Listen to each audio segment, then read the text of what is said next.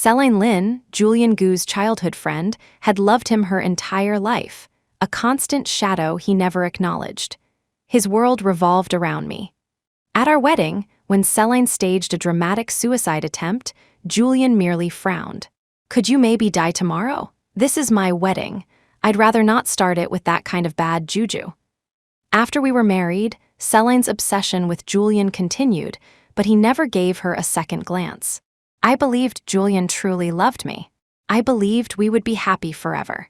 That illusion shattered on the day of Celine's wedding when a video landed in my inbox. It showed Julian, pinning Celine in her white wedding dress against the side of her limo, kissing her forcefully in full view of her groom. "You love me so much you could die, right?" Julian's voice was a low growl. "Who gave you permission to marry someone else?" Devastated, I drew up the divorce papers. I went to get my son, Leo, intending to take him and leave. But I stopped outside his room when I heard him speaking to the housekeeper. "Don't let Mom know I lied to her. Dad didn't really go on a business trip. He went to stop the wedding. Auntie Celine is nicer to me than Mom is. I don't want her to marry someone else." My hand tightened on the divorce papers, tears stinging my eyes. The perfect, happy family I thought I had was a lie, fractured long ago. "Arya, are you certain you want to join our research team? Once you're in, you'll have to sever all contact with the outside world. Are you really ready to leave your husband and son?" I lowered my gaze, hiding the sorrow in my eyes, and nodded. "I'm certain. Because I'm already divorced." The person on the other end of the line was surprised but quickly recovered. "Well then, welcome aboard. I'll have someone expedite your passport and visa. You'll be able to fly out in 2 days." I thanked them and immediately booked a flight to Switzerland for the day after tomorrow. At the same time, the television in the corner was replaying a press conference for Gu Corp. Julian Gu, the celebrated CEO, had commissioned a one-of-a-kind ring for his beloved wife, using the world's most flawless diamond as its centerpiece. It was a gift for our 7th anniversary. Its name, the Heart of Eternity, a symbol of his eternal, unchanging love. After the conference, reporters interviewed people on the street. Without exception, they all envied me. I heard Mr. Gu pursued his wife for 5 years before she finally said yes. The day they made it official, he set off fireworks for 24 hours straight. He even risked his inheritance to announce their relationship, just to let the world know he was taken. They say after 7 years, he's still as devoted as when they were dating. He takes her on vacation whenever he has a free moment. After their son was an unexpected blessing, he secretly got a vasectomy so she wouldn't have to go through the pain of another pregnancy. And their son is so sweet even at his age, he carries her bags and washes her feet. She's so lucky to have 2 men who love her that much, not like my husband. We've only been married 2 months and he complains if I ask him to cook 1 meal. Before, I would have glowed with pride. Now the words felt like acid. Half an hour later, Julian came home, with Leo in tow. He immediately pulled me into his arms, kissing my cheek. "Arya, my love, it's only been a few days, but I missed you so much. I never want to go on a business trip again. Every second without you is torture." I glanced down. Through the gap between the buttons of his shirt, I could see a dense cluster of angry red kiss marks and scratches on his collarbone. The marks Celine had left on him last night. A wave of nausea hit me. Just as I was about to speak, Leo presented me with an elegant gift box. "Mom, this is the present Dad brought back for you. Open it, see if you like it." I lifted the lid. Inside lay a piece of extremely revealing lingerie. The matching stockings were torn to shreds. It had clearly been worn. The blood froze in my veins. I was about to confront Julian when my phone vibrated. It was a text from the same person who had sent the video. The mockery was palpable even through the screen. "Did you like the gift? It's what's left of our little victory lap last night. Julian couldn't get enough. Guess you haven't been keeping him satisfied." A crushing wave of humiliation washed over me. I threw the lingerie onto the floor. "Julian, is humiliating me fun for you?" A flicker of guilt crossed his face before being replaced by a look of shock and anger. "I'm so sorry, honey. I didn't mean for this to happen." My assistant must have grabbed the wrong gift bag by mistake. I'll call him right now and sort this out. He quickly pulled out his phone and walked away, feigning an urgent call. Seeing my expression, Leo rushed over and hugged me. "Don't be angry, Mom. I'll make sure Dad's assistant gets a serious talking to. I won't let him upset you ever again."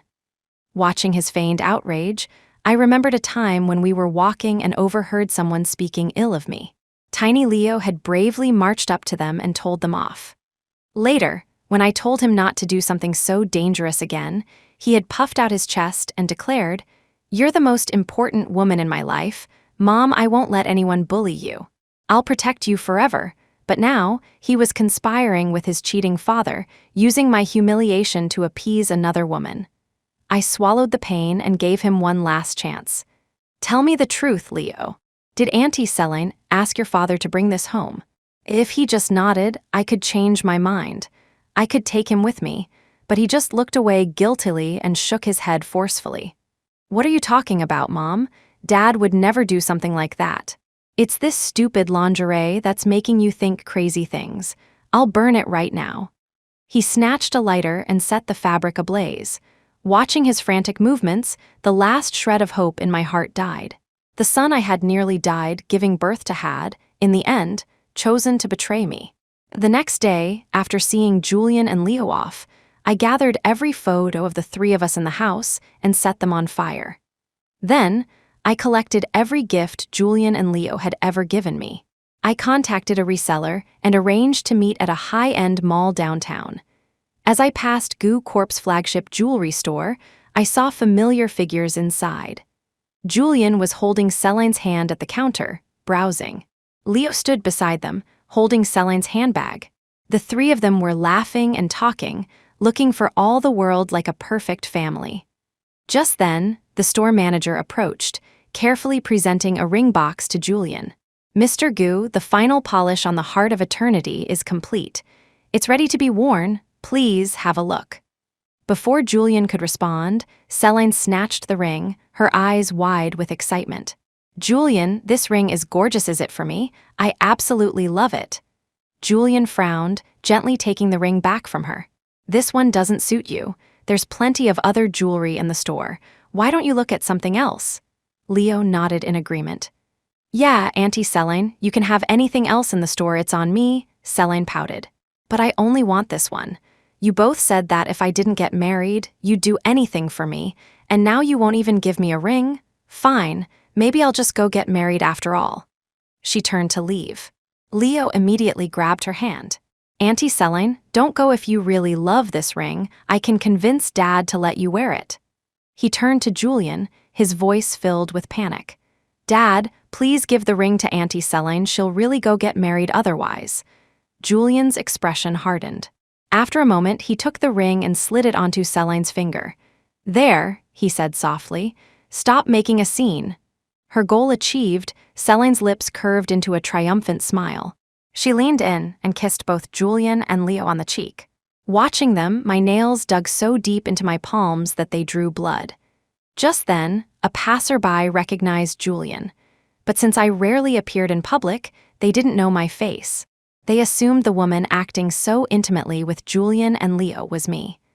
"Mr. Goo out shopping with your wife and son again? You two are absolute goals, I wonder. Could we get a picture with you?" Julian frowned. "Sorry, that's not possible." Leo's expression grew guarded. But Celine tightened her grip on Julian's arm and smiled sweetly at the strangers. "Of course, you can, but please don't post the photos online. I prefer to stay out of the limelight." The onlookers were ecstatic, quickly snapping several photos with the trio. A flash of annoyance crossed Julian's face, but he said nothing. After they left, he squeezed Celine's wrist. "I told you not to let anyone know about us. If this gets back to Arya, I won't let you off easy." "Oh, don't be so dramatic," Celine purred. "Your wife doesn't spend her time scrolling through social media. Even if they post it, she'll never see it." Ignoring Julian's reaction, she linked her arm through his and started walking out of the store. I was standing right by the entrance, unable to move in time. We came face to face. Julian and Leo's expressions instantly soured. Julian reflexively dropped Celine's hand and rushed toward me, Leo right behind him. Arya, don't misunderstand. It's not what you think. We just happened to run into Celine here. There's nothing going on between us. He spoke with such desperate sincerity, as if he would kill himself if I didn't believe him. Leo's eyes welled up with tears. Mom, please believe us. We only came here to pick up your ring. I gave a cold laugh. And where is it? The ring? At my question, both Julian and Leo looked guilty. Julian pursed his lips. There were still some issues with it. I sent it back to be redone. The heart of eternity is my love for you, Arya. I won't allow it to have a single flaw.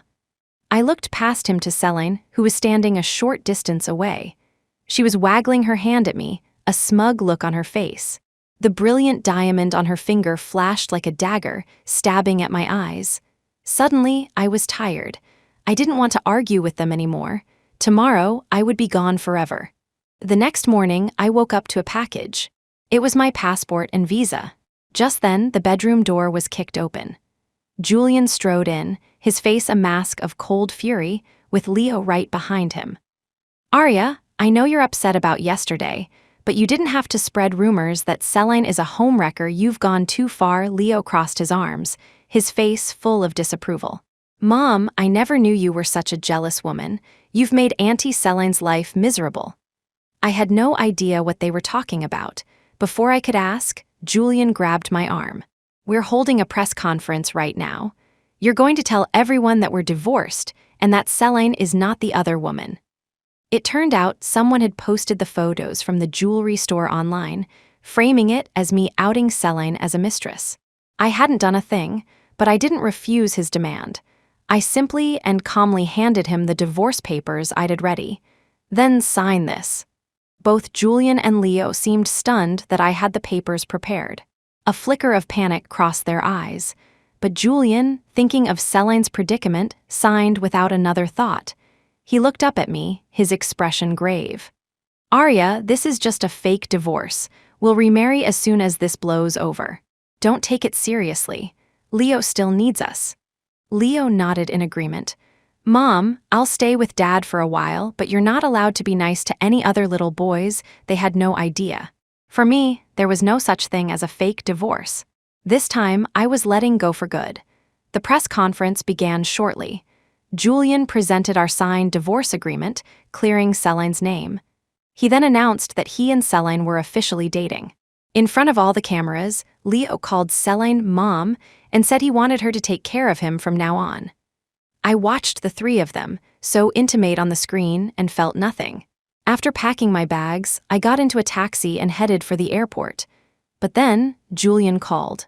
I'm sorry for putting you through this today, but none of this would have happened if you hadn't posted those photos online. Don't ever do something like that again, or Leo and I will never forgive you. He continued, by the way, you're always looking for that jade bracelet your mother left you, right? I heard it's going to be at the charity auction tonight. I'll take you. We can bid on it together. My hand froze on the button to end the call. A wave of sorrow washed over me. 15 years ago, my family went bankrupt. My father took all the money and ran, leaving my mother and me with millions in debt. To protect me, my mother auctioned off our family's heirloom jade bracelet. I had sworn I would get it back one day. After a moment of internal conflict, I told the driver to turn around. At the auction, with Celine seated next to him, Julian looked at me apologetically. I didn't know she would be here. The organizers assigned the seating. Don't read anything into it. I said nothing. He probably thought I didn't know the event was hosted by his best friend, who would never dare seat them together without Julian's explicit permission. But I didn't care about their games. My mother's bracelet was being brought onto the stage. Seeing the familiar jade, my mind filled with my mother's kind face. Years of longing welled up in my eyes. But just as the bidding was about to start, the auctioneer announced that the piece had already been gifted by the host to a special guest. The next second, Celine gracefully rose from her seat, walked onto the stage, and accepted the bracelet. My blood ran cold. I turned to question Julian, but he spoke first. Celine really liked the bracelet too. She promised she wouldn't break it, so I'm just letting her borrow it for a few days.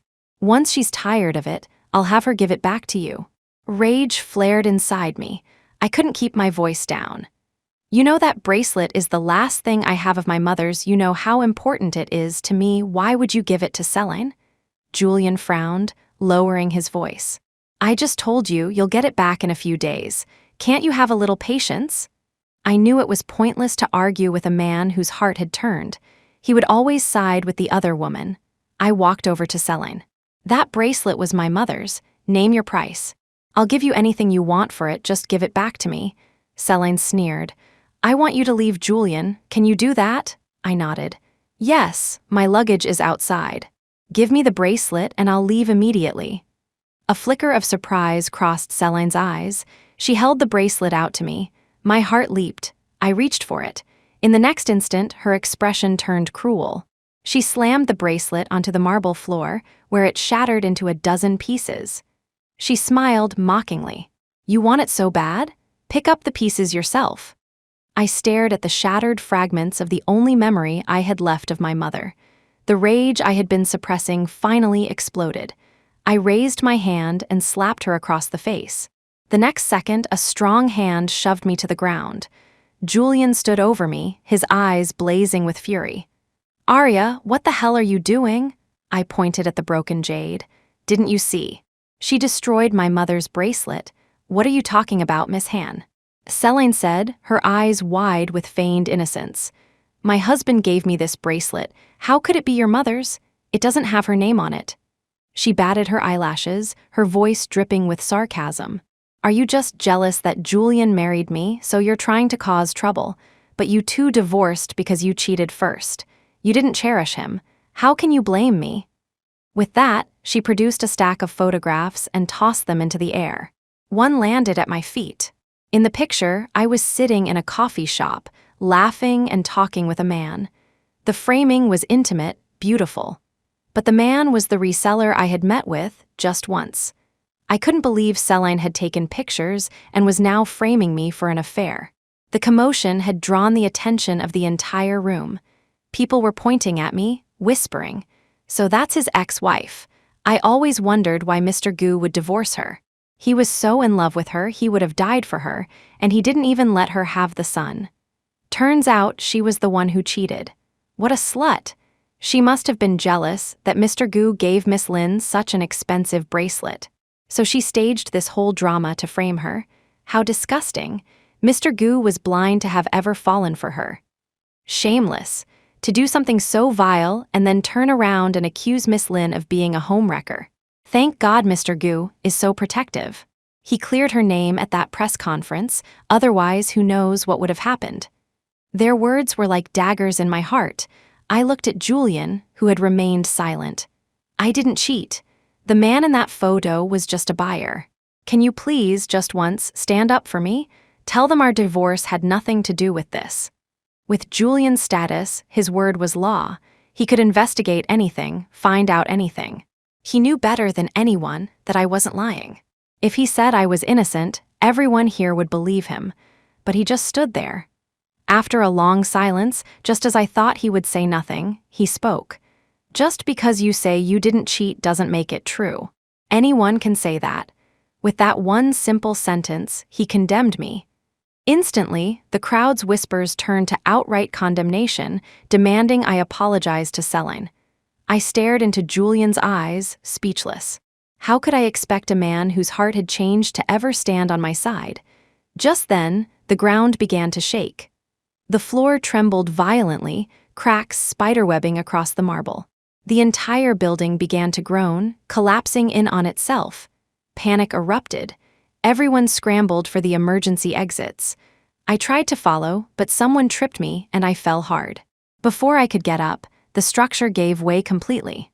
I was buried under the rubble, sharp pains lancing through me from a dozen different wounds. Just as I thought I was going to die, a rescue team arrived, their flashlights cutting through the dust nearby. I screamed for help with all my remaining strength. They finally heard me. It was only then that I realized the rescue had been organized by Julian and Leo. Arya, don't be afraid, I'm going to get you out. Julian's voice was filled with frantic relief. He immediately directed the rescuers toward me, but at that moment, a weak voice called out from nearby. "Julian, Leo, help me." It was Celine. Julian realized she was trapped under the same massive concrete slab as me. As he prepared to have us both rescued, the team leader stopped him, his face grim. "I'm sorry, sir. This slab is too unstable. We can only lift one side. Lifting one side will likely cause the other to collapse, crushing whoever is underneath." The meaning was clear. Only one of us could live. Julian and Leo fell silent. The hesitation stretched on until the rescuer urged them. "Sir, time is running out. Please, you have to make a choice." Another long, agonizing silence. Finally, Julian's voice cut through the darkness. "I choose to save this side." Trapped beneath the slab, I couldn't see which side he had pointed to. I could only hold my breath, listening. My gut told me he wouldn't choose me. A moment later, Celine's voice, filled with joyful surprise, echoed from the other side. "Julian, I knew you would save me." I was stunned. A bitter, self-mocking smile touched my lips. I had known this would be the outcome, but being the one left behind, the pain was still unbearable. I didn't have time to grieve. The massive slab above me shifted and then fell, crushing me with its immense weight. When I woke up again, I was in a hospital room. A young nurse sitting by my bedside in relief. "Oh, good, you're finally awake." I was confused. "Who brought me here?" "A rescue worker. He said he found you in the rubble. You were barely breathing. It's a good thing he got you here when he did. You were lucky to survive." The nurse shuddered at the memory, then added, "By the way, we tried contacting your husband and son, but we couldn't get through. I can't believe they wouldn't even come see you after what happened." Not like the woman in the next room. She was rescued from the earthquake too, just a few scratches, but her husband and son haven't left her side. They love her so much, it makes me jealous. I learned from the nurse that the patient next door was Celine Lynn, and the devoted men caring for her were none other than Julian and Leo. Suddenly, the door opened, and Julian and Leo rushed in, their faces etched with worry. "Arya, are you okay? I'm so sorry about what happened." I had no choice but to pick Celine. "Please, don't hold it against me." Leo gripped my hand, his voice trembling. "Mom, don't be mad. Auntie Celine's parents asked Dad to take care of her before they died. He had to do it. Besides, Auntie Celine is scared of pain, so..." I laughed, cutting him off. "So she feels pain, but I don't." Julian frowned, a hint of impatience in his voice. "Arya, I know you're angry, but it's over now. Why can't you just let it go? I'll make it up to you when you get out of the hospital." Leo nodded in agreement. I knew there was no point in talking to them further, so I fell silent. Over the next few days, Julian and Leo, perhaps feeling guilty about the earthquake, stayed by my side constantly. Their devotion was the envy of the entire hospital staff. They didn't visit Celine once before I was discharged. Celine, apparently feeling slighted, sent me a text that night. "Arya, Julian and Leo don't love you anymore. They love me now. If you have any sense, you'll leave them for good." I frowned but didn't reply. "You think ignoring me will make it go away? Believe it or not, I can have your husband and son running over here with a single phone call." The next second, Julian's phone buzzed. He glanced at the screen, and his calm expression instantly turned serious. He turned to me. "Arya, something urgent came up at the office. I have to go take care of it. You and Leo wait for me at home." Without waiting for a response, he left. Leo watched him go, frowning. Julian thought he was being subtle, but I had seen his screen. It was a message from Celine. "Julian, I think my wound from the other day is infected. Come and look." I looked down at Leo and said calmly, "Auntie Celine's wound is infected. Why don't you go check on her for me?" Instantly, the boy's face filled with worry. "Okay, you wait at home for me, Mom. I'll go see her and be right back." With that, he ran out the door without a second glance. I watched the car disappear down the street, a small smile playing on my lips. Then I went back inside, picked up my packed luggage, and got in a taxi heading for the airport. This time, it was goodbye for real. When Julian arrived at Celine's house, she was lounging on the sofa in a seductive dress, the neckline plunging precariously low. The moment she saw him, she threw herself into his arms, her voice frail as if she might break. "Julian, you finally came to see me. I've missed you so much." Julian's eyes flickered to her exposed chest, and he instinctively pushed her away, frowning. "You said your wound was infected. Is it serious? Should I take you to the hospital?" Celine lifted her skirt, revealing a pale, slender leg. She pointed to a scar no bigger than a fingernail. "It's not that serious, really. I don't need a hospital. I just need you to stay with me, and I'll be all better." Realizing he'd been tricked, Julian's frown deepened. "If you're fine, then I'm going back. Arya is waiting for me." He had already made me suffer too much for Celine's sake, and he could feel the resentment growing between us. I hadn't been intimate with him for days. He had to smooth things over to quiet the unease in his heart. Seeing him about to leave, Celine blocked his path. "Julian, I'm your legal wife now. Arya is nothing to you anymore. Besides, she's not good enough for you." Before she could finish, Julian's hand shot out and closed around her throat. His voice was dangerously low. "Who gave you the right to slander Arya? Our divorce was fake. My real wife will only ever be her. The scandal has passed. Tomorrow, we're getting remarried." The word remarried sent a jolt of panic through Celine.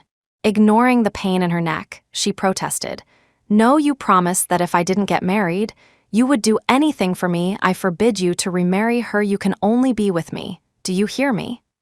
From the day she met Julian, she had sacrificed everything to be with him. She had only just achieved her goal. How could she let him go back to me?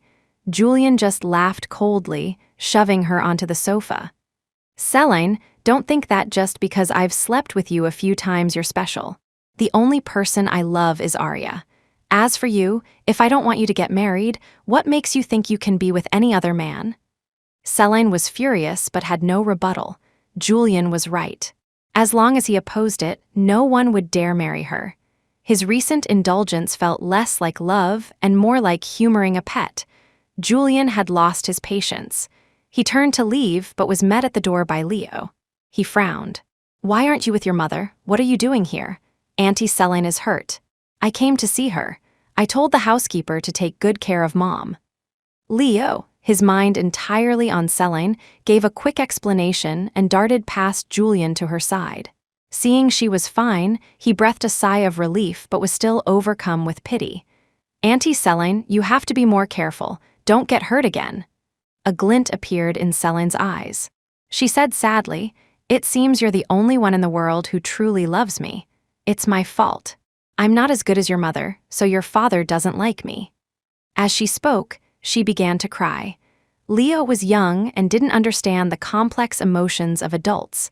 All he knew was that Celine supported everything he wanted to do. Unlike his mother, she never limited his candy intake or forbade him from racing go-karts. She was the only person in the world who truly understood him. He couldn't bear to see her hurt. He tried to comfort her. "Don't think that, Auntie Celine. My dad loves you too. Otherwise, he wouldn't have divorced Mom for you." Fearing she wouldn't believe him, he grabbed Julian's hand and pleaded, "Dad, we haven't spent any time with Auntie Celine in days. She must be lonely. Please, just stay a little longer. Mom will never know. Besides, the maids are at home. They'll take good care of her for us. Dad, Auntie Celine's parents are gone. She only has us now. Please don't be so cruel to her, Dad, please." By the end, Leo's voice was choked with sobs. He was genuinely afraid Julian would leave. Julian looked at his son's tear-streaked face, then at the pitiful-looking Celine. His heart softened, and he decided to stay. It wasn't until midnight that he sent me a text. "Arya, still tied up at the office. I won't be home tonight. You and Leo be good and wait for me." To cover his tracks, he pretended not to know that Leo had gone to Celine's. Leo also sent me a message from his smartwatch. "Mom, Auntie Celine is worse than I thought. I'm staying here tonight. I'll be back first thing in the morning with your favorite shrimp congee." Half an hour passed, and I didn't reply to either of them. Julian felt a pang of anxiety. He was about to call me, but Celine, who was cooking in the kitchen, let out a sudden yelp. He forgot about the call and rushed to the kitchen. He saw a small, bloody cut on Celine's index finger and frowned deeply. "Does it hurt? How could you be so careless?" Before Selene could react, he grabbed her wrist, led her out of the kitchen, and sat her down on the sofa. Julian carefully tended to her wound, then called Leo over. Auntie Selene cut her finger. You stay here with her. I'll make dinner for you both. With that, he went into the kitchen. Selene watched his busy figure, a look of triumph in her eyes. She knew it. Julian cared about her. It was only a matter of time before he was completely hers. After dinner, Selene quickly put Leo to bed and then found ways to keep Julian occupied. He couldn't refuse her, and he ended up spending the entire night with her. The next day, Julian slowly opened his eyes, staring at the white ceiling for a moment. Then, as if remembering something, he grabbed his phone to check for messages. Still nothing from me. A sense of unease crept over him. He dialed my number. He had no idea that I had removed my SIM card and thrown it in a trash can before boarding the plane. There was no way for his call to connect. We're sorry, the number you have dialed has been switched off. Please try again later. After the third attempt yielded the same result, Julian couldn't sit still. He quickly dressed and headed out. Selene was in the kitchen making breakfast, with Leo obediently helping. Seeing him come downstairs, Selene smiled and moved in for a hug. Good morning, darling. He brushed her aside irritably. I have to go out, you two eat without me. With that, he was gone, leaving only his back for Selene and Leo to see. The villa Julian had bought for Selene was in a secluded, hard-to-find location, far from our home, a 3-hour drive. But his desperate need to see me fueled him, and he made it back in just 1 hour. He threw open the front door. The familiar figure wasn't in the living room. Julian's heart tightened as he bolted up the stairs. Arya, where are you, Arya? He burst into the master bedroom, but there was no trace of me. Staring at the empty room, a terrible premonition washed over him. He wrenched open the closet doors. More than half the clothes were gone, all of mine. The sight hit him like a physical blow. He stood frozen. He turned and pulled open a nearby drawer. It was also empty. He remembered it had been filled with photos of the two of us. Just then, a knock came at the door, followed by the housekeeper's voice. Mr. Gu, I found a pile of ash in the backyard. There were some remnants inside, looked like parts of a photo album. Julian's face went pale. He strode to the door and flung it open. The housekeeper stood there, holding a charred corner of a photograph. He recognized it instantly. It was a picture of us. Panic seized him. Where is she? Where did the madam go? He demanded. She left yesterday, sir. She said she was going on a trip. She took a suitcase, the housekeeper reported. Julian roared, and why didn't you tell me immediately? The madam said she had already informed you, sir, and that I was not to disturb you, the housekeeper said, looking distressed. With a cry of frustration, Julian slammed his fist into the wall next to the housekeeper's head. Get people out looking for her. Now, and don't come back until you find her. Terrified, the housekeeper scurried away. Julian was about to follow when his phone rang. It was Selene. He had no time for her now. He hung up. She was persistent, calling 10 more times. Finally, annoyed beyond measure, he answered. Julian, what is your problem? Why do you keep hanging up on me? Am I that annoying to you? Selene's voice was filled with hurt and accusation. I'm busy. Don't bother me, Julian snapped. You're lying. My friend saw you driving back to your house. You said you'd spend time with me. Why did you go back to Arya? Her voice rose with anger. I want you to come back right now. If you don't, I'll really marry someone else. I'll die as another man's wife if I have to. Julian, already at his breaking point, exploded. Then go just leave me alone. He hung up and blocked her number. All he wanted was to find me. Nothing else mattered. But after 5 hours of searching, scouring the entire city, there was still no sign of me. Julian finally broke. He punched the wall, his voice a raw command to the men behind him. Find her, keep looking, I don't care what it takes. Find Arya, she was the love of his life. If he couldn't find me, he didn't want to live. Suddenly, the door opened, casting a sliver of light into the dim room. He instinctively thought it was me. A flicker of hope ignited in his eyes. Arya, you...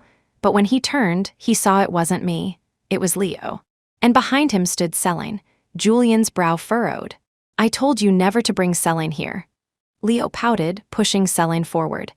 But you hurt Auntie Selene's feelings, and you wouldn't go back to comfort her. I had to bring her here. Dad, Auntie Selene really loves us. Please, just be nice to her. Julian laughed, a cold, bitter sound. Your mother is missing, and you have the nerve to ask me to comfort another woman? The room fell silent for a beat. Realization dawned on Leo. He let go of Selene's hand and rushed forward. Dad, what did you say? What happened to Mom? Julian had no patience for him. It was the housekeeper who answered. The madam is missing, young master. Mr. Gu has searched the entire city and can't find her. Her phone is switched off. Leo's face went white. That's impossible. I just sent Mom a message yesterday. He tapped on his smartwatch, pulling up my chat history. He saw that his message from the previous day had gone unanswered. A terrible feeling washed over him. He frantically tried to call me. We're sorry, the number you have dialed has been switched off. Leo froze. When he finally moved, he grabbed Julian's arm. Dad, Mom is really gone, you have to find her, bring her back. Julian shook him off, his voice like ice. Then get Selene out of my house. My silent departure was undoubtedly because of the fake divorce and his involvement with Selene. The very sight of her now filled him with disgust. Hearing them demand she leave, Selene shook her head defiantly. No, Julian, I want to be with you. Let me help you look for Arya, please. She reached for his arm, but he violently threw her to the ground. Get out, Selene hit the floor hard. She turned a pleading gaze to Leo, but Leo couldn't spare her a thought. His entire being was focused on finding me. In the end, Selene was dragged out by Julian's security and dumped on the curb. Julian, I'm your woman, you can't do this to me. Let me in, I want to come in. But no matter how hoarse she screamed, no one answered. The intense humiliation made her face flush with rage. Arya, you bitch, you used this trick to steal Julian's attention from me. You better hope I never find you, or I'll kill you. Achoo. Resting in my hotel room, I sneezed, rubbing my nose. After arriving in Switzerland, I contacted Chloe Chen, the leader of the Genesis Lab's research team and my childhood best friend. When she heard what had happened back home, she was heartbroken and furious. She told me to rest at the hotel for a few days before she brought me in for onboarding. Genesis Labs was something she and I had started together, a team dedicated to solving some of humanity's greatest scientific challenges.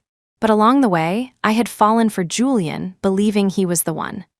I gave up my career to become his gilded canary, caged and kept. But from this day forward, I would never look back. 3 days later, Chloe called. Have you rested enough? If you're feeling okay, I'll bring you to the facility tomorrow. Just a heads up, the project we're working on is sensitive and highly confidential. We'll probably be in the lab for at least a year before we can come out. You okay with that? Of course. Great, I'll be there soon. I'm sending a private car to pick you up. A short while later, Chloe arrived at the hotel. Worried I hadn't eaten, she took me to a nearby restaurant for a feast before we finally drove to the research facility. Just as I was about to step inside, my phone rang. I was surprised. This was a new SIM card. The only contact I had was Chloe. Who could be calling me? After a moment's hesitation, I answered. A familiar male voice came through the speaker. Arya, this is your number, right? Tell me where you are. I'm coming to get you. It was Julian. I replied coolly, don't bother, we're divorced. You're still mad about the fake divorce, aren't you? But we agreed it was just for show. Just tell me your address. I'll pick you up and we'll get remarried as soon as you're back, Julian coaxed, his voice gentle like it used to be. I just laughed. I forgot to tell you. For me, the divorce was real. With that, I hung up, turned off my phone, and walked into the facility. 1 year later, the project was a resounding success. I earned my first vacation, 2 weeks. On the second day, Chloe called. Arya, we finally have a break. Let's go out for a proper meal tonight. My treat. It had been too long since Chloe and I had gone out together, so of course, I accepted. I changed into a nice dress and met her at a hot pot restaurant in the city center. We sat down, laughing and catching up on everything that had happened over the past year.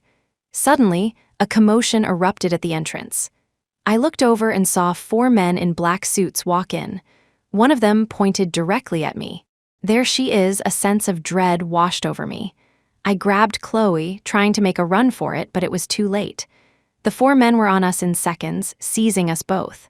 I struggled, demanding, "Who are you? Why are you grabbing us?" One of the men answered respectfully, "Someone wants to see you. He asked us to find you. Miss Han, you're very good at hiding. We've been looking for you for an entire year." Chloe's alarm bells went off. "Who sent you?" No one answered. Instead, they knocked her unconscious and placed her back in her seat. Before I could react, they did the same to me, and the world went dark. When I woke up, I was in a lavishly decorated room. Before I could get my bearings, the door opened, and a familiar figure walked in. "Arya, you're finally awake," it was Julian. I stared at him in shock. When he reached out to embrace me, I recoiled, scrambling away from his touch. "Don't touch me." A flicker of hurt crossed Julian's eyes. "Arya, I was wrong about the fake divorce, but do you really have to be this angry? You hid from me for a whole year. Do you have any idea how much I suffered, not knowing where you were?" His eyes reddened, filled with a deep longing for me, but looking at his lovesick expression only made me feel sick. "I told you there was no fake divorce. You wanted to be with Celine, didn't you? I gave you what you wanted. What more could you possibly be unsatisfied with? Why are you still hounding me?" Julian was taken aback. He looked down, ashamed. "So you knew about Celine and me, but it wasn't love. I saw her as a possession. I didn't want her to marry someone else." He continued, his voice earnest, "Arya, I never planned to marry her. The day you left, I was already planning for us to remarry, and I haven't had any contact with her since." He grabbed my hand, his grip firm. "Arya, I'm so sorry. Give me one more chance. Remarry me, please. I swear I'll make it up to you. I'll never look at another woman again." His words made me want to gag. I yanked my hand away. "Julian, how did I never realize how disgusting you are? I told you when we got married, if you ever touched another woman, I would be done with you. Have you forgotten? The moment you went to stop her wedding, it was already over between us." Julian's face went pale. "But people make mistakes. It was a moment of weakness. Shut up, I don't love you anymore. Let me out of here. My friend is waiting for me." I had no patience left for him. I cut him off sharply. Julian refused. Instead, he gripped my hand even tighter. "I'm not letting you go. Even if you don't love me, you can't possibly not love our son. You gave birth to him." He added, "Leo misses you terribly. He cries for you all the time." With that, he ordered his men outside, "Bring the young master in." A moment later, the door opened again, and Leo walked in. The moment he saw my face, his dull eyes lit up. He rushed over and threw his arms around me. "Mom, I'm not dreaming, am I? It's really you." He was so much thinner than I remembered, almost malnourished. Julian's voice was heavy with meaning. "He misses you so much he barely eats or drinks. The doctor says if this continues, he could develop an eating disorder." I was surprised. When I left, Leo had been so fond of Celine, even conspiring with Julian to deceive me for her sake. I had assumed that with her around, he wouldn't miss me much. I never imagined it would get this bad. Leo took my hand and pressed it to his cheek, rubbing against it like a wounded animal seeking comfort. "Mom, did I do something wrong? Why did you leave Dad and me? I've missed you so much this past year." I looked at him, my feelings a tangled mess. I pulled my hand back. "What about Celine? Isn't she the one who understands you best? Why don't you go to her?" "I don't want her, she can be nice, but she's not my mom," he said, shaking his head, his eyes filled with a newfound aversion to Celine. Julian caught the flicker of pity in my eyes, and, thinking I was wavering, took my hand. "Arya, Leo and I can't live without you. Please, don't be angry anymore. Come home with us. We can go back to being a happy family." I laughed, a bitter, hollow sound, and shook his hand off. "I told you, I don't want things that have been sullied. I am no longer your wife, and I am no longer this child's mother. Your problems are not my concern. This conversation is pointless. I'm leaving." I pushed past them and started for the door, but Leo latched onto my leg, sobbing. "Mom, don't go, I'm really sorry. Please, don't go, don't leave me." Julian didn't go that far, but he wrapped his arms around me, his voice hoarse. Arya, I finally found you. I'm not letting you go. I struggled with all my might, but the difference in strength was too great. Just when I thought I was trapped, a commotion erupted outside. The door was kicked open, and Chloe burst in, flanked by a group of police officers. She pointed a trembling finger at Julian. That's him, he kidnapped my friend, arrest him. The police swarmed in, pulling Julian and Leo off me. We're not kidnappers, that's my mom, Leo cried, trying to get back to me, but an officer held him fast. Julian's face was a mask of fury. Let go of me, Arya is my wife, I did not kidnap her. The lead officer frowned and looked at me. Ma'am, is what they're saying true? I saw the glimmer of hope in Julian's and Leo's eyes. It was the same look I'd had at the auction, hoping Julian would clear my name. And now, I made the same choice Julian had. I looked at the officer and shook my head. I don't know them. Please take them away. At my words, the father and son who had been so adamant about their connection to me fell silent, their faces a canvas of pure despair. But I didn't care how they looked at me.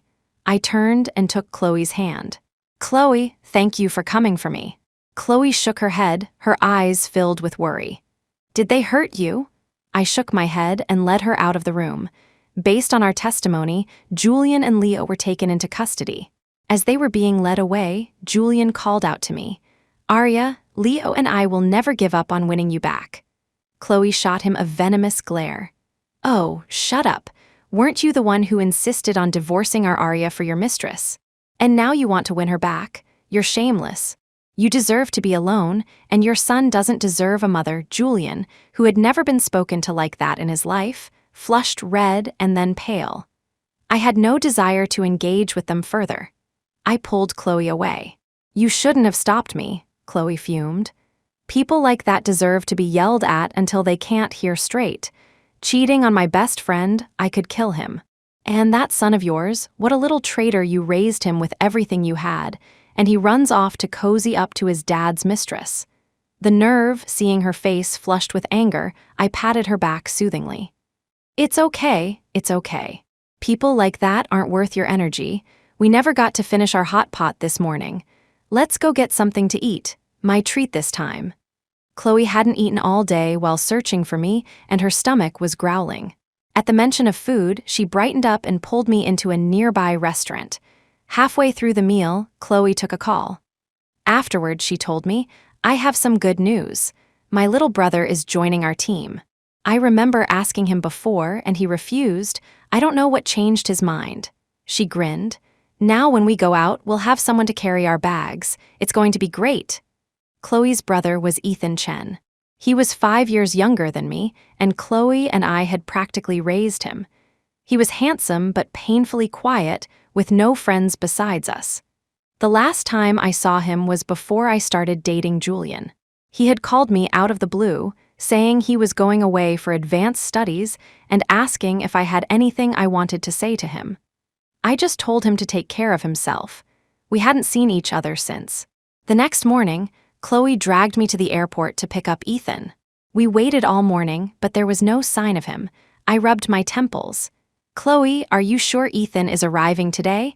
Chloe was scrolling through her texts with him. Positive. He told me himself. I was about to say something else when a tall figure stopped in front of me, bringing with him the faint scent of sandalwood. I looked up into a pair of striking eyes. The young man smiled, revealing a pair of dimples. Arya, it's been a long time. I was stunned. In just a few years, Ethan had become even more handsome. Chloe scoffed.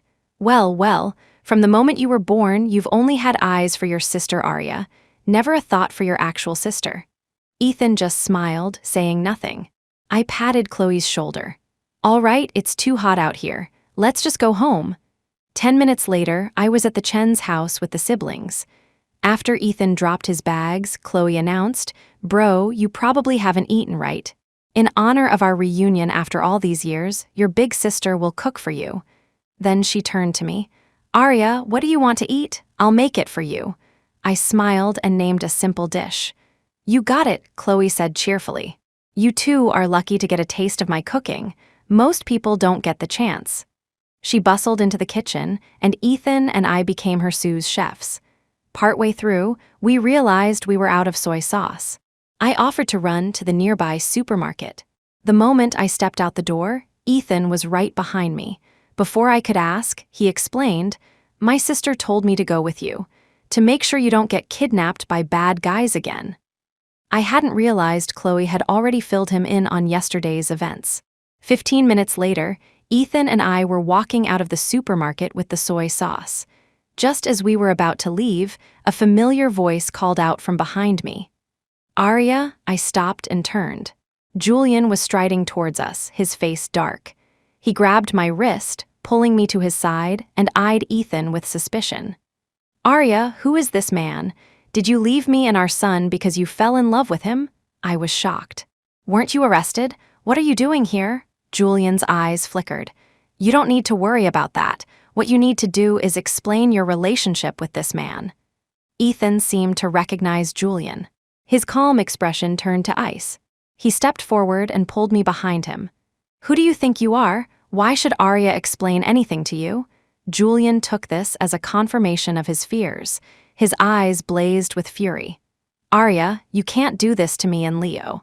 It's too cruel, but if you come to your senses and return to China with us, I can pretend none of this ever happened." As much as I wanted nothing to do with Julian, I knew if I didn't make a clean break, he would continue to believe we had a future.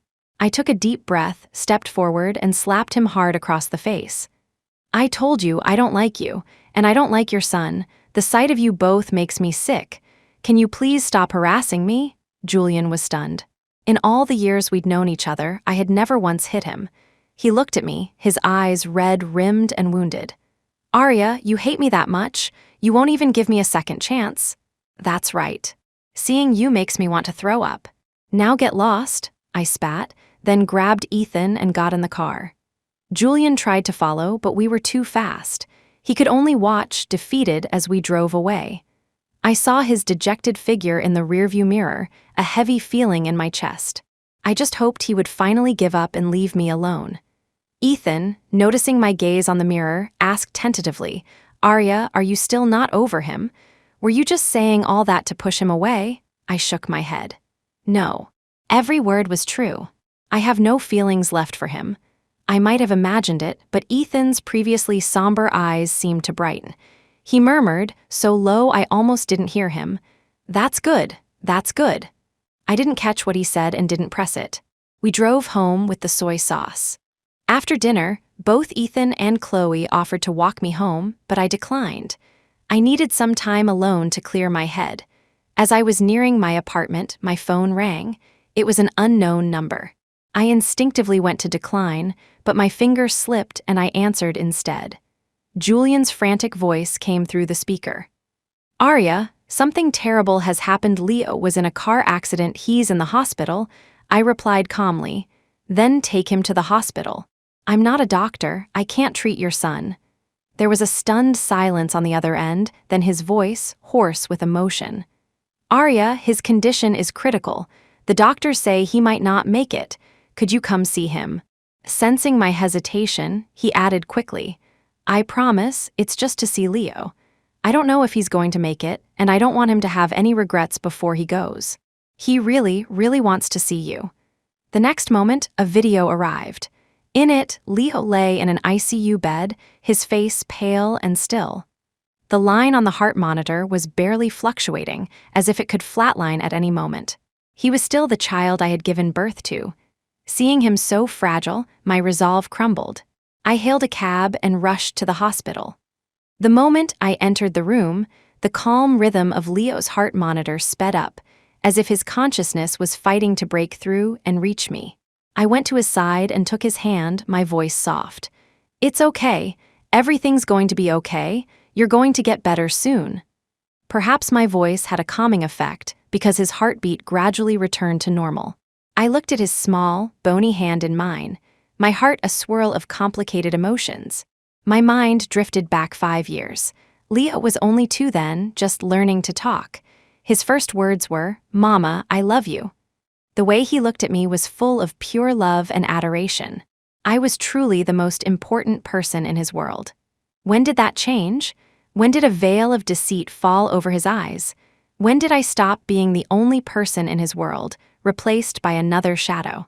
Was it when he got cavities from eating too much candy, and I threw out all the sweets in the house to protect his teeth? Was it when Celine, seeing his tears, secretly slipped him candy, telling him she'd give him as much as he wanted? Or was it when he, at such a young age, went racing with older kids and broke his leg, nearly ending up with a permanent limp? Was it when I sold all his go-karts after that? Maybe it was something else entirely, but whatever the reason, whatever had tainted his love for me, it didn't matter anymore. I just hoped he would get well. Then I could leave. For the next few days, I stayed by Leo's side in the hospital. Fortunately, his condition improved rapidly. On the last day of my vacation, he finally woke up. The first thing he did upon opening his eyes was to hug me tightly, burying his face in my neck. "Mama, I knew you still loved me. You won't leave me again, right?" I felt the dampness of his tears on my skin. I didn't answer, just gently stroked his hair. Julian approached, his voice soft. "The doctor said your presence stimulated him, gave him the will to live. He really can't be without you, Arya. Even if it's just for his sake, won't you stay?" I turned and looked at him, catching the raw hope overflowing in his eyes. It wasn't just Leo who wanted me to stay. He did too. Just as I was about to respond, Leo tightened his grip on my hand, his voice pleading. "Please stay, Mama. I want to go to the amusement park with you again. I want to ride the carousel with you, just like we used to. I'll be good from now on, I promise. I won't sneak candy, and I won't take it from anyone else. I won't play dangerous games or make you worry anymore. I'll be the best son for you." He pressed his face into my side, looking as docile as a small animal. I looked down at his pale face. After a moment's hesitation, I couldn't bring myself to refuse. I took him to a nearby amusement park. I figured I could spend some time with him before I had to go back to the lab. At the amusement park, by the carousel, Leo held my hand and pointed to a small pink horse.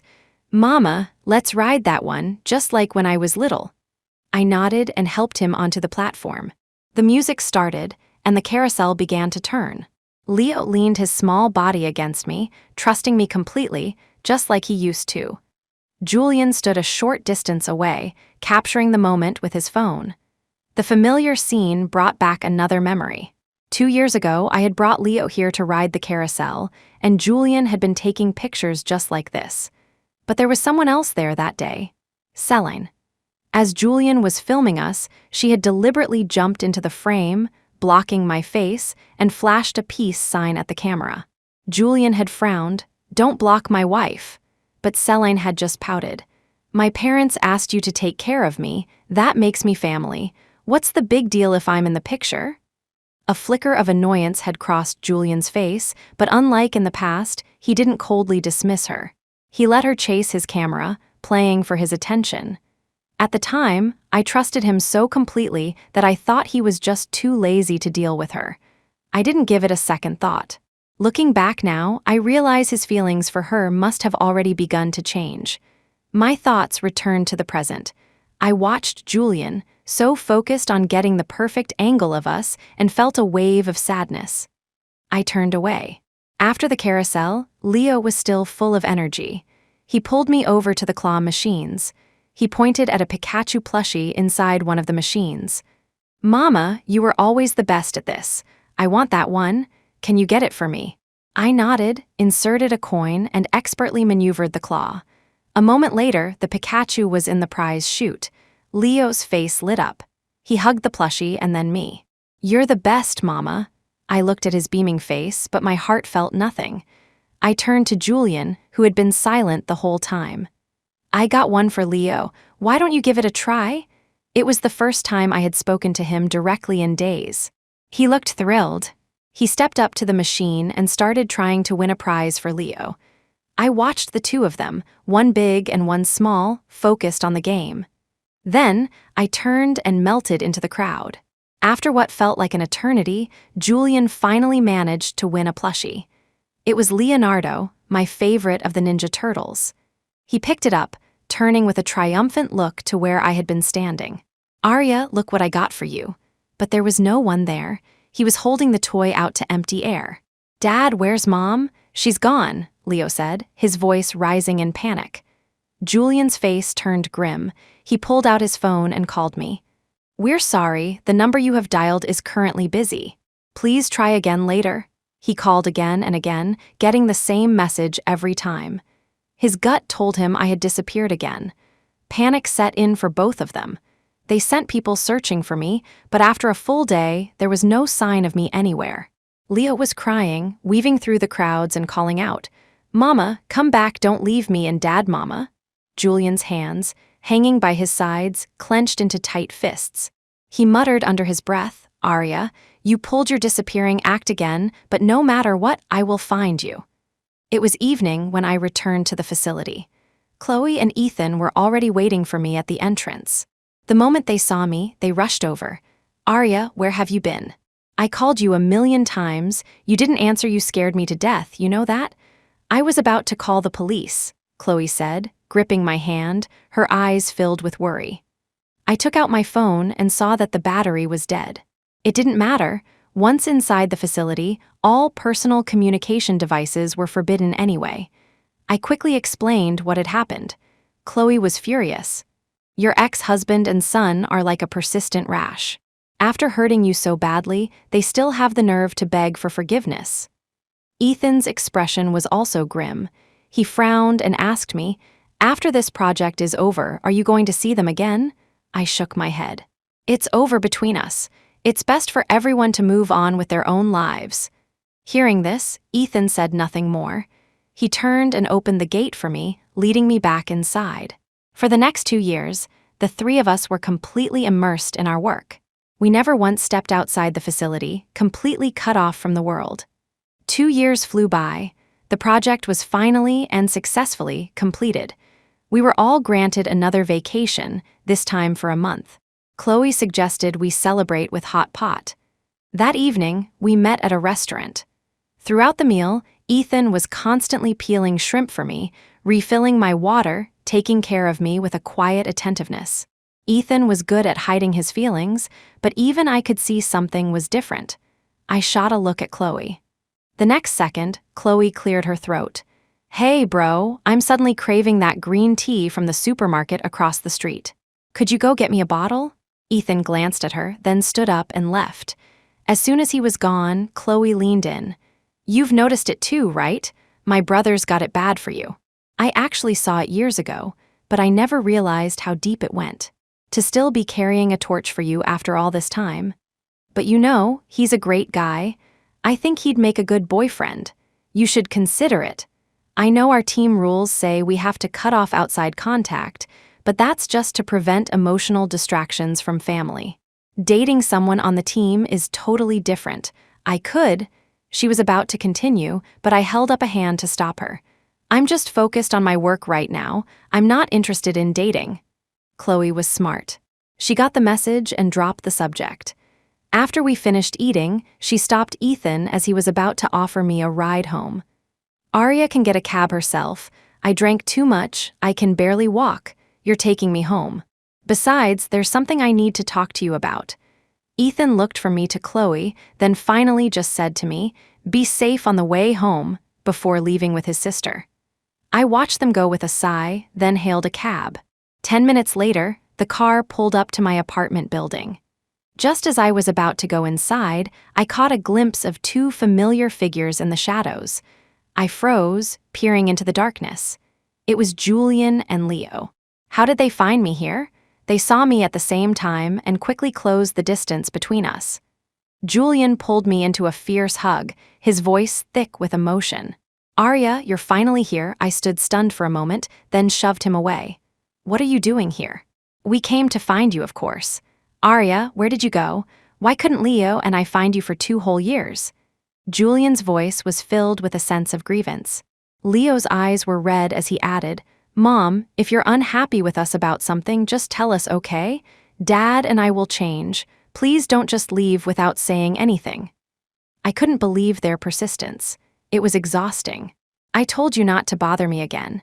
If you don't leave, I'm calling the police. I know you won't do that. Arya, let's just talk, please. Let's clear up all the misunderstandings. Julian reached for my hand. I snatched it back and pulled out my phone to dial 911. Seeing that I was serious, their expressions soured. Without another word, they turned, got into their car, and drove away. Before they left, Leo pressed his face against the window. "Mom, I won't give up. We'll be back for you soon." A bitter smile touched my lips. I immediately called a moving company and scheduled a move for the next day. Meanwhile, at the Chen residence. The moment they were inside, Chloe shut the door and turned to Ethan with a serious expression. "Ethan, be honest with me. Are you in love with Arya?" Ethan seemed surprised by the direct question. A faint blush crept up his neck. "Is it that obvious? Even you can tell," Chloe scoffed. "You might as well have 'I love Arya' written on your forehead." "Of course I can tell. And it's not just me. Arya can tell too. Unfortunately, she's not interested. I think you should just give up." Ethan's handsome brows furrowed. "How can you be so sure she's not interested? I haven't even confessed yet." Chloe laughed at her brother's naivety. "Do I have to spell it out for you? I know her type. She likes older guys, not younger ones. That's not for you to decide. I've liked her for so many years." "I'm not ready to just give up," Ethan insisted. Chloe's expression darkened. She smacked him on the shoulder. "Do you want me to be blunt? Arya told me herself. She doesn't like you that way. She wanted me to tell you to let it go." At her words, Ethan's expression froze. After a long moment, he asked, "Really?" Chloe nodded, making a swearing gesture. "I swear on my life, she's just not into you. It's better if you stop pursuing her." With that, she went upstairs, leaving Ethan alone with his thoughts. Defeated, Ethan sank onto the sofa. He took out his phone and scrolled through his chat history with me. Perhaps Chloe's words had opened his eyes. For the first time, he noticed the subtle distance in my messages, the complete lack of any flirtation in my words. His eyes grew red. He typed out a long message, then deleted it. He did this over and over, but in the end, sent nothing. After a long while, he seemed to come to a decision. He exited the chat and dialed a number. "Director, I'm requesting a team transfer." To avoid making things awkward for me, he would go to another team. Chloe was the first to find out. She immediately shared the news with me. "My brother must have been really hurt. He's switching teams so he won't have to see you anymore." I was surprised he would make such a drastic choice. Before I could say anything, Chloe sent another message. "You don't have to apologize to me. Love has to be mutual.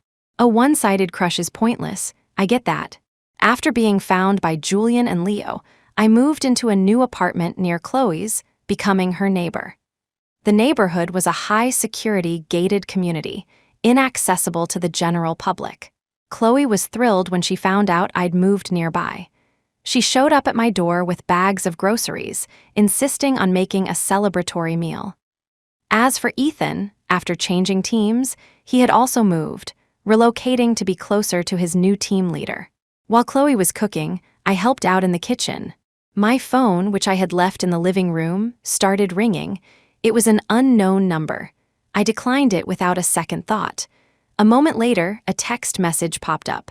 "Arya, answer the phone. I need to talk to you. If you don't, I'm coming to find you."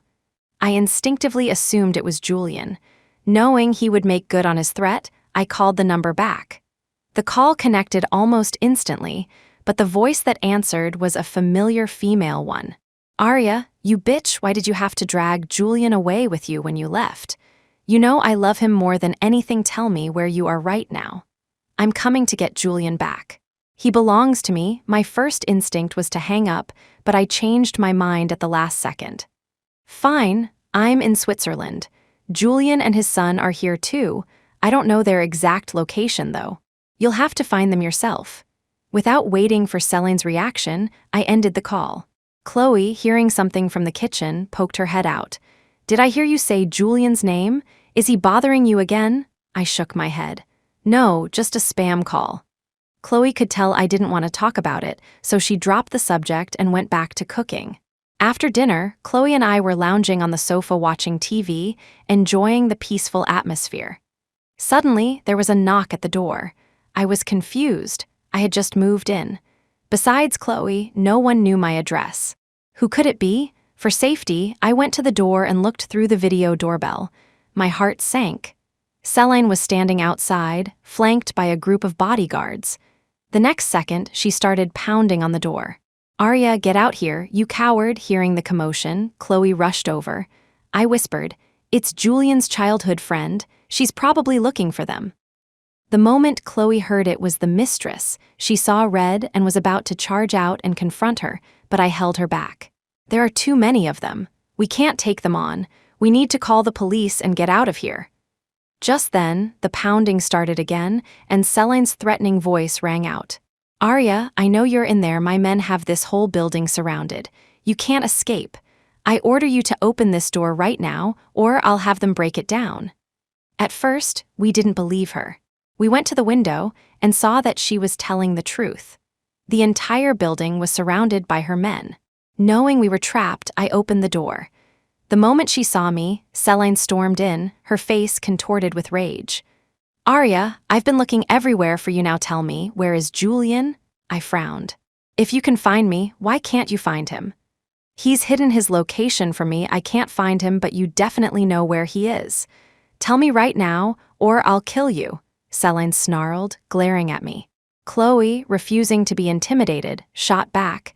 "You're the mistress acting like the wronged wife. Just because you love Julian doesn't mean everyone else does. Who do you think is keeping tabs on him?" Celine frowned. "What does that mean?" Chloe clarified. "It means we don't know where your precious husband is." Celine clearly didn't believe her. She pointed a finger in Chloe's face. "You're lying. Julian came here to find this bitch Arya. Of course she knows where he is. Tell me now, or I'll have my men have their way with you both." Chloe, who had never been threatened like this before, was about to let loose a string of curses, but I stopped her. I pulled her behind me and faced Celine. "Julian did come to see me, but I never asked for his address. However, if you really want to find him, maybe I can help." "Help me?" Celine's eyes narrowed. "How are you going to help me?" I replied calmly. "I can call him. I'll ask him where he is and tell him I want to see him." Celine sneered. "Then what are you waiting for? Call him now. If you can't get his location, I'll slap that smug look right off your face." Her threats didn't faze me. This was a civilized society. She couldn't just assault someone and get away with it. But her constant shouting was getting on my nerves. I took out my phone and dialed Julian's number. He answered on the first ring, his voice filled with hope. "Arya, is that you? You finally decided to call me." I glanced at Celine, who was glaring at me with undisguised jealousy, and said calmly to Julian, "Where are you right now? I want to see you and Leo." "You want to come here. But it's so hot out. You'll get all sweaty. Why don't Leo and I come to you instead?" Julian's voice was laced with concern. I agreed quietly. "That works. I'll send you the address." I sent him my location. After I hung up, Celine's furious voice exploded next to me. "Why did you tell him to come here? Are you trying to get him to save you? You scheming bitch." I raised an eyebrow and explained patiently. "If he comes here, it'll be easier for you to ambush him, won't it? I have no interest in him anymore. Otherwise, I wouldn't have left in the first place." Celine just assumed I was playing hard to get. "You only left to get his attention, didn't you? You think I can't see through your pathetic little games?" "It's disgusting." I didn't bother arguing. I just said, "Julian and his son are on their way. You should probably get ready. You wouldn't want to fail to catch him and then blame me." At that, Celine dropped the argument. She immediately began ordering her bodyguards to hide, preparing to ambush Julian and Leo. After some time, a black sedan pulled up in front of my building. Leo practically burst out of the car and ran towards me. Julian followed at a more measured pace, but his eyes were locked on me from the moment he stepped out of the car. He was so focused that he, a man who was normally so cautious, didn't notice the men lying in wait. "Arya, you called us. Does this mean you're not angry anymore? That you've forgiven us?" Julian asked hopefully as he approached, but it wasn't me who answered him. It was Celine's men springing their trap. Julian, his mind solely on reaching me, had no time to react to the bodyguards who suddenly swarmed him. He was tackled and pinned to the ground. Even Leo was grabbed by one of the men. Both father and son looked at me, their faces filled with confusion. Arya, what is this? Mom, why did you let these people grab me? I said nothing, my gaze fixed on Celine as she walked towards them. Celine stood with her arms crossed, looking down at Julian and Leo with satisfaction. I finally found you. It's been 3 years. Do you have any idea what I've been through to find you? Every day has been an eternity, just waiting for this reunion. Julian looked at her with disgust. So it was you, Celine. I told you, I only have room in my heart for Arya. I'm not going back with you. Leo struggled in his captor's grip. You must have threatened my mom to trick us. I order you to let us go right now, or else. Celine raised an eyebrow. Or else what? You used to like me the most. You even said you wanted me to be your new mom. You can't go back on your word. Then she turned to Julian. And you, I've pursued you for so many years, I was willing to be your mistress. Why can't you just give up on Arya and be with me? Julian stopped talking, refusing to even look at her. His dismissal infuriated Celine. She grabbed his chin, forcing him to look at her. Julian, I truly love you. I would do anything for you, even die for you. So why do you look at me like that? Do you know how much that hurts me? Julian's voice was like ice. Let us go. No, Celine pointed a shaking finger at me. You love her that much, do you? Well, I won't let you have her. With that, she leaned down and kissed him, right there in front of me. Julian tried to pull away in disgust, but 4 large men held him fast. He was forced to endure it. Finally, unable to bear it any longer, he bit down hard on her lip. Celine cried out in pain and pulled back, stunned. Julian, you bit me. A piece of flesh was missing from her lower lip. Blood gushed out, a shocking splash of red. Julian had no patience left. His voice was a low growl. I said, let me go, now. But Celine was resolute. No. I'm taking you back with me. Both of you belong to me. She gave a signal to her men. They immediately understood, dragging Julian and Leo towards the cars. Celine watched with a triumphant smile, then turned to me. I couldn't have done it without you. So, as a thank you, I have a special gift for you. Her malicious smile sent a shiver down my spine. Before I could react, Celine addressed the remaining bodyguards. These 2 women are your reward. Do whatever you want with them. If you play them to death, even better. The men's faces lit up with lecherous excitement. They cracked their knuckles and started walking towards us. Chloe was trembling with fear, but she still stood in front of me, trying to shield me. My heart warmed. I patted her shoulder reassuringly, then stepped in front of her. I addressed the men. Are you sure you want to touch us? Don't say I didn't warn you. Messing with us will have serious consequences. The lead bodyguard laughed, looking me up and down with contempt. You, what kind of consequences could you possibly cause? He reached out to tear my clothes, but I dodged. Then I delivered a swift kick to his groin. He crumpled to the ground, howling in pain. Seeing their leader fall, the other bodyguards roared in anger and charged at me. But before they could reach me, a gunshot rang out, and one of them dropped, a hole in his head. The remaining men froze, staring in shock towards the entrance. A squad of police officers had appeared, their guns aimed directly at them. Chloe was just as stunned. She whispered, "You called the police." When, I replied calmly, while Celine was busy with Julian, I made the call then. Chloe threw her arms around me, her eyes shining with adoration. Arya, you're my hero. If it weren't for you today, I would have been done for. In the end, the bodyguards were all arrested and swiftly sentenced to prison. Meanwhile, Julian and Leo were taken back to China by Celine. She confiscated all their communication devices and locked them in a basement. As powerful as Julian was, he was no match for dozens of bodyguards. He was forced to live as a prisoner. Leo cried, shaking his father's arm. Dad, I want Mom. I don't want to be with Celine. Julian held him close, his voice steady. Don't worry, I'll get us out of here.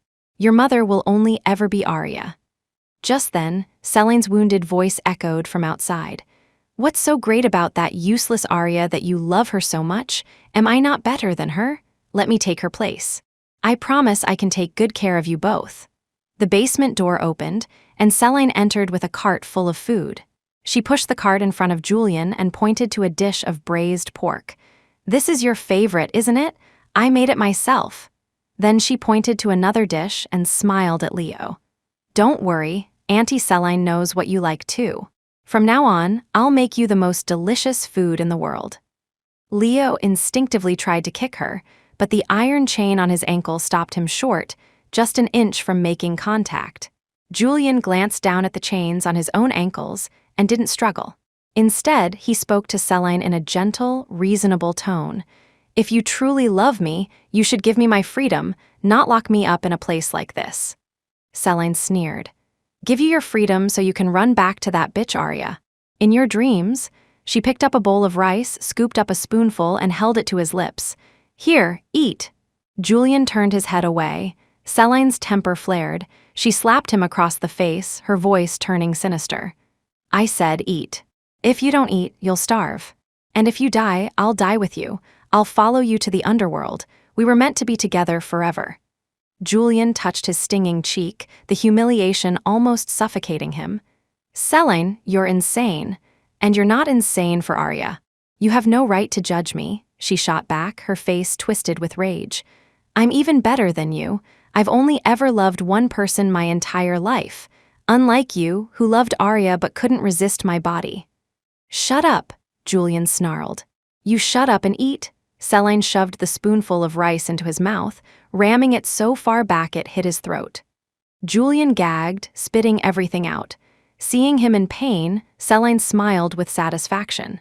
She then turned to Leo, holding a spoonful of rice to his mouth with a chillingly sweet smile. If you don't want to end up like your father, you will eat. Terrified by Celine's behavior, Leo trembled. When she offered him the spoon, he obediently ate every last grain of rice. Celine's lips curved into a satisfied smile. Good boy. She fed him another spoonful and another until the bowl was empty. Then she put it down and left with the cart. Julian watched her leave, the hatred in his eyes almost tangible. Over the next few days, Celine continued to bring them meals. After their last confrontation, Julian wisely chose not to provoke her again, obediently eating everything she gave him. Seeing them so docile, Celine was ecstatic. She believed that with a little more time, they would both come to accept her. She had no idea that Julian was just waiting for her to let her guard down. A week later, Celine came to the basement with their meal as usual, but this time she found Julian lying on the floor. His face was pale, his body drenched in sweat, and he looked as if he was on the verge of death. Leo was kneeling beside him, sobbing. Dad, what's wrong? Don't scare me, Celine's heart clenched. She dropped the food cart and rushed to Julian's side. His body was burning up.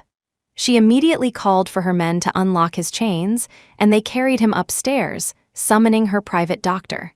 After a thorough examination and an injection, the doctor assured Celine he was fine. He just worked himself into a state from stress and anger. He'll be fine after a few days of rest. Celine was overwhelmed with a mix of guilt and pity. She sat down and took Julian's hand. Julian, I'm so sorry. It's all my fault you got sick. The next second, the seemingly weak Julian's eyes snapped open. He lunged forward and wrapped his hands around her throat. Celine was shocked. When she recovered, she glared at him. You were faking it, you weren't sick at all, Julian sneered. Did you really think you could keep me locked up forever? What a joke. Before Celine could say anything else, he knocked her unconscious. He took her phone and dialed his assistant. Get to the Lynn estate now and pick me up. 5 minutes later, Julian's assistant stormed the mansion with a team of men, apprehending everyone inside. Julian carried Leo out of the basement and had him sent home to rest.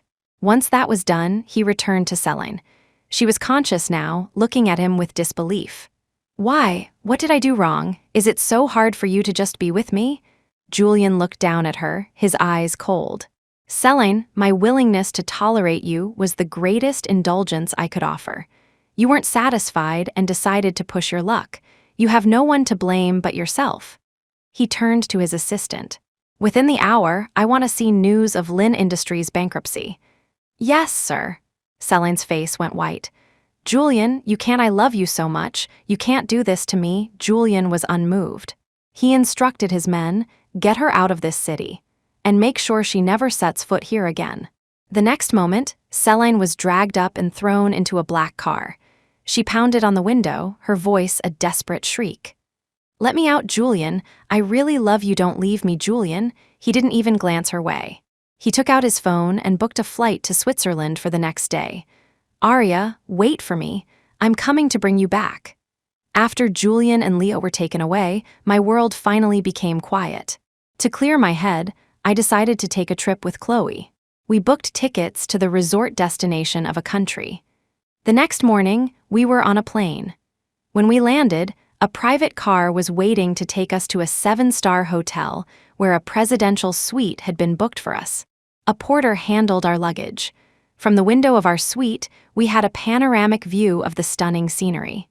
In the distance, a crystal-clear ocean sparkled under the sun. After lunch, Chloe and I changed into our swimsuits and headed to the beach. We played until evening, reluctantly preparing to head back. But then, Chloe got a stomachache and we had to find a nearby restroom. It was in a secluded area, poorly lit. Just standing there sent a shiver down my spine. Suddenly, a dark figure stumbled out of the bushes, heading straight for me. It was a large, drunk man. He grabbed my arm, his voice slurring. "Hey there, pretty lady. All alone. How about I keep you company?" I tried to shake him off, but his grip was like iron. "Don't be scared, little lady. I won't hurt you." He was twice my size. I was no match for him. I screamed for help. The drunkard panicked and clamped a hand over my mouth. "Shut up, bitch, you trying to attract attention." I said shut up, I struggled, but it was useless. Just then, Chloe burst out of the restroom, grabbed a rock from the ground, and smashed it against the man's head. He grunted in pain and loosened his grip. Chloe grabbed my hand, and we tried to run. But we were immediately blocked by 2 even larger men.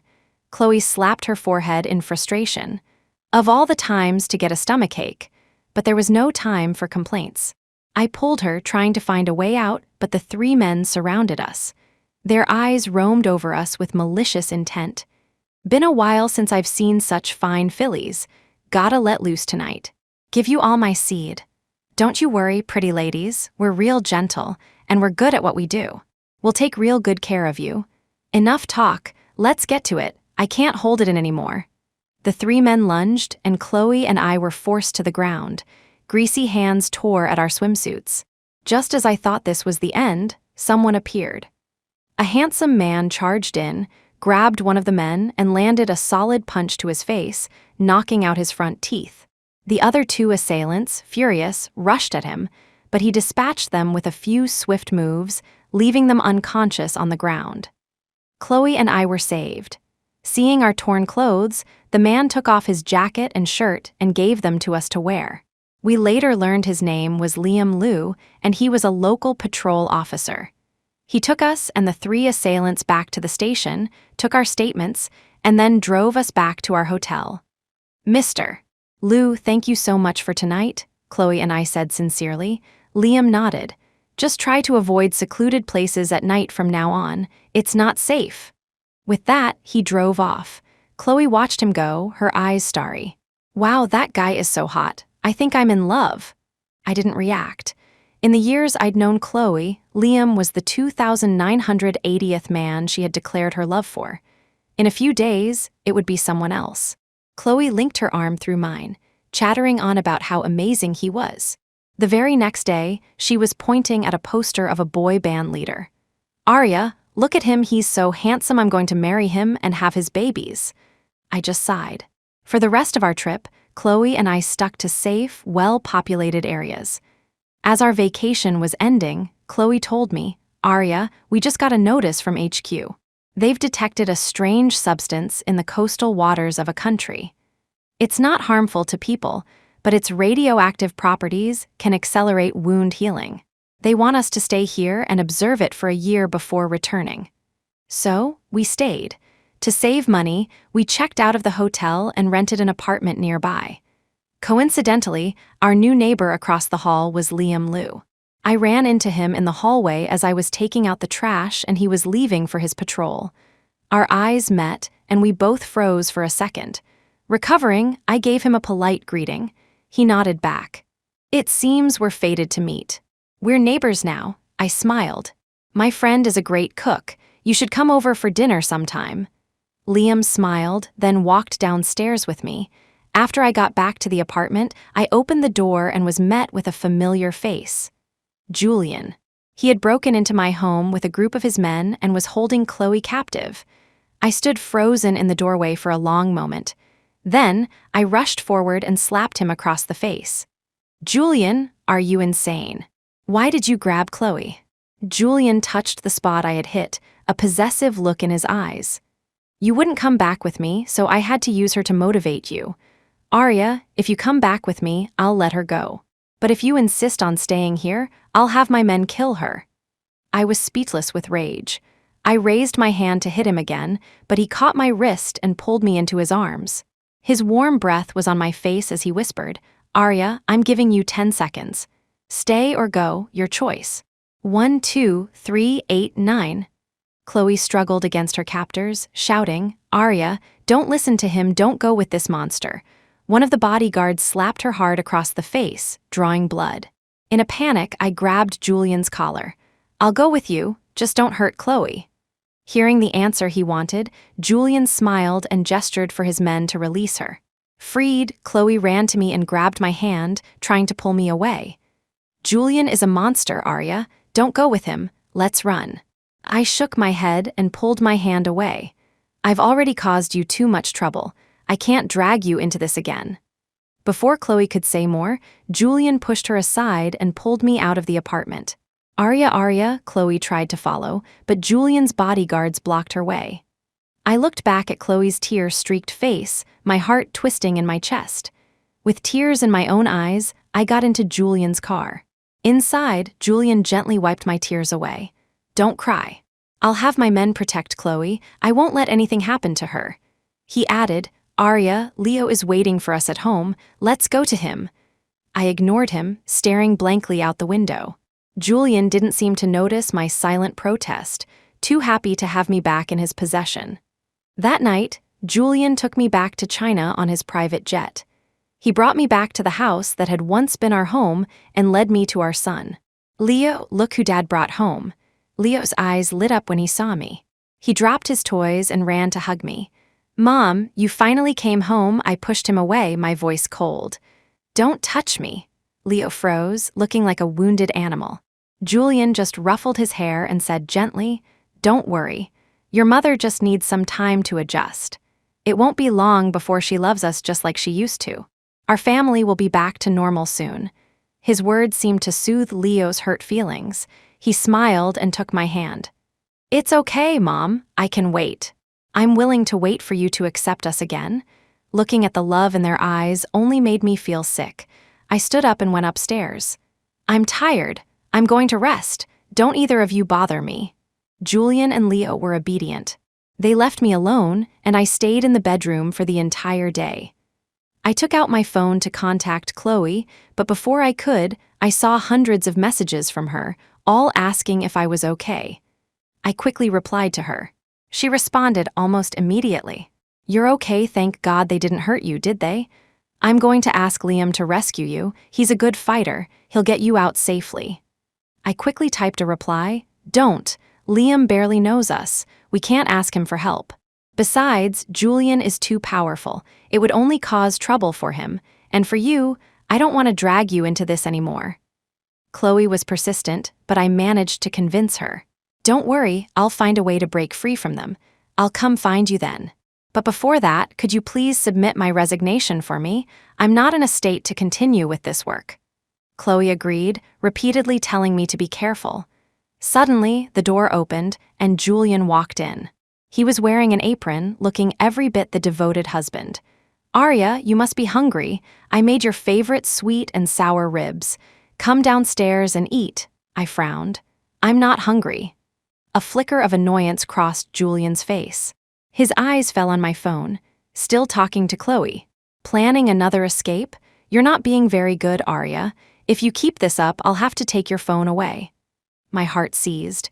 I quickly hid my phone behind my back and relented. You made sweet and sour ribs. I am hungry. Let's go eat. Satisfied, Julian smiled and led me downstairs. At the dinner table, Julian and Leo kept putting food on my plate, just like they used to. In the past, this would have made me feel happy. Now, it just filled me with disgust. But to avoid angering Julian, I forced myself to eat everything. Julian looked at my empty bowl and smiled. "Good girl, Arya. I have a business dinner tonight. I want you to come with me and meet my partners." I shook my head. "I don't want to go." Julian's expression hardened. "Arya, don't be difficult. Everyone is eager to see you. Don't make things unpleasant for everyone." His threat was clear. I trembled slightly and nodded. "Fine, I'll go with you." Julian, satisfied, stood up and began clearing the table. Leo ran over and took my hand. "Mom, I want you to watch TV with me." I instinctively wanted to refuse, but Leo's pleading expression told me he wouldn't give up. Suppressing my irritation, I went with him to watch television. Finally, evening arrived. Julian took me to a high-end salon for hair and makeup, then brought me to the dinner party. To my surprise, Liam Liu was there. He didn't seem surprised to see me, though his gaze was complicated. For some reason, I got the feeling he had come specifically because he knew I would be there. The dinner began. Julian grandly introduced me to everyone, making sure the entire room knew we were a happy couple. At one point, I excused myself to go to the restroom. Julian leaned in and whispered a threat in my ear. "Arya, don't even think about running, or your friend Chloe will have to worry." I bit my lip, glared at him, and left the private room. As I came out of the restroom, a hand grabbed me and pulled me into an empty side room. "Don't be afraid, Arya. It's me, Liam."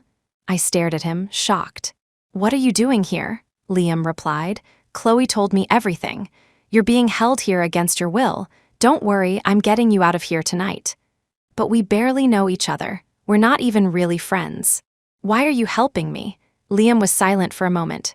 Just when I thought he wouldn't answer, he said, "Do you remember 7 years ago, you saved someone who had been hit by a car and left unconscious on the road? That was me. I've always wanted to repay you. Tonight is my chance." I had no memory of it, but there was no time to talk. Julian was already outside, calling my name. Liam quickly led me out of the restaurant through a back exit and into his car. Sensing my hesitation, he added, "Don't worry about Chloe. I've already made arrangements for her. Julian won't be able to find her." Relieved, I got in the car and we sped off. Julian quickly realized I had escaped and gave chase in a frenzy. Just as his car was about to catch up to ours, a large truck slammed into its side. The impact sent Julian's car careening off the road and into the river below. Through the window, I saw the driver of the truck. It was Celine. She stared at the churning water, a crazed laugh escaping her lips, her eyes a terrifying mix of hatred and love. The next day, the news reported the death of Gu Corp's CEO, Julian Gu, drowned after his car was forced into the river. The culprit was Celine Lin, who was sentenced to life in prison. As for Leo, having lost both parents in one night, he collapsed from shock and was taken abroad by his maternal grandfather, with strict instructions never to return. With all of them gone, I was finally free from Julian's control. I could finally live a normal life. Liam took me to Chloe. The moment I saw her, I broke down, sobbing uncontrollably. Chloe held me tight, her heart aching for me. "SHH, my sweet Arya, don't cry. The bad people are gone, we're safe now." I wiped my tears and turned to thank Liam. "Mr. Liu, thank you for saving me." Liam shook his head, his eyes full of a gentle warmth. "It was the least I could do. You saved my life first." Not long after, Chloe returned to the research facility. This time, her project would take 3 years. I bought a small house and opened a supermarket, living a simple, self-sufficient life. It was peaceful and happy. Liam would come by to help whenever he had free time, always saying he was just helping out his savior. I could see his feelings for me, but unlike with Ethan, I didn't shut him down. I gave him a chance. 3 years later, Chloe was a guest of honor at my wedding.